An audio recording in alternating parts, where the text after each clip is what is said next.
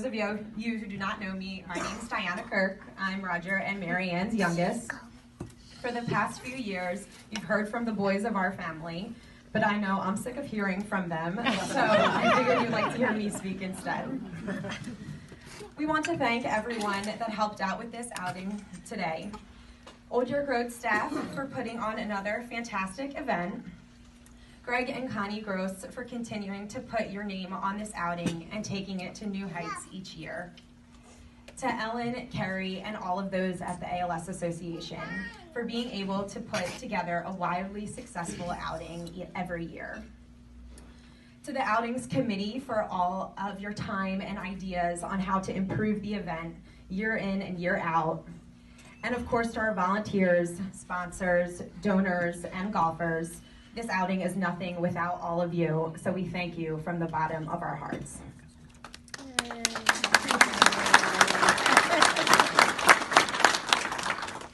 Again, rather than hearing from one of Roger's children in our own words, we would like to play a voicemail I received from my dad months before he was diagnosed with ALS. At the time, he was having trouble speaking with what we thought was due to acid reflux. He thought whatever was wrong was going to be fixed in a minor procedure. So we're going to take a listen right now.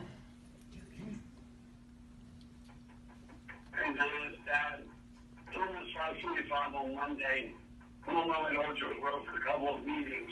But I just wanted to ask if I would call you. I did an appointment with the ears and throat doctor this afternoon. They sort of know what's wrong with me, but they have a suspicion. So I have to have another video stroke next Wednesday, and chances are then they know what it is.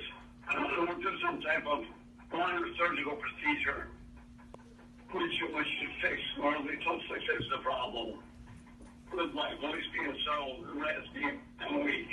So I want to ask if I would just call and tell you that. I'm sorry to talk to you. I love you, honey. I'm glad you had such a good weekend with everybody. Every time like that, a great time with you, too. Love you, Diana. I look forward to seeing you on Friday. Bye.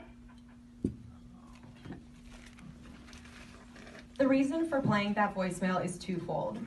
One, we wanted to display the beginnings of effects ALS takes on the body. For our dad, it started with his voice. When he was diagnosed 6 months later, we began to understand what was happening to his body and learned what was to come.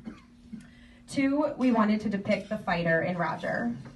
As you heard in that voicemail, he started fighting this disease long before he knew he had it. Even when he was diagnosed in May of 2013, his fight did not waver. He was in a losing battle, but that never stopped his efforts. In the 21 short months Roger lived with ALS, we saw his fight change. The toll ALS took on his body changed his fight from physical to mental. The last text many of our family received from Roger were, "Can you come help me?" or "I cannot go on like this for me and for all of you." ALS forces patients to pass their fight to their loved ones.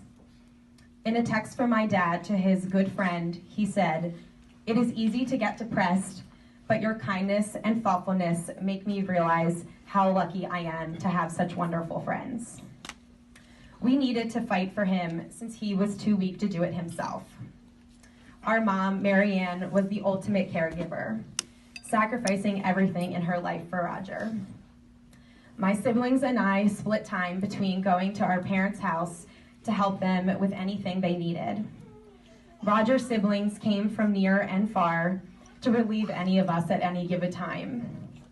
Roger's mom prayed every day for Roger to be at peace.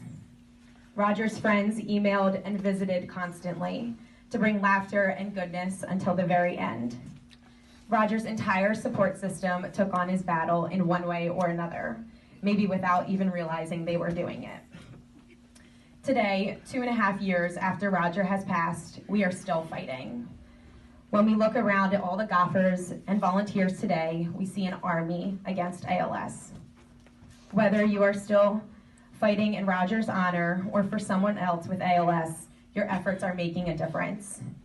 Every year we get a little bit closer to a cure. If we keep up this fight, one day we will put an end to this disease. Spouses would get to grow old together, kids would have their parents around all stages of their lives, and lastly, grandchildren could get to know their grandparents, unlike Roger's here today, who only know him as their pup-up in heaven. A friend of mine once told me, life is about the abilities, not the disabilities. Together, let's rid the world of the disability forever. I'll leave you with this. A year after our dad was diagnosed, one of us kids texted him asking how his day was in Washington, D.C. at the ALS Advocacy Day, and if there was anything that we could do. His response was, "You can all support the ALS Association until a treatment and a cure for ALS is discovered. You are already doing that, and I hope you continue to do so, no matter how long it takes." Dad, we are taking your orders and hoping we get to an end of ALS outing someday soon. Thank you.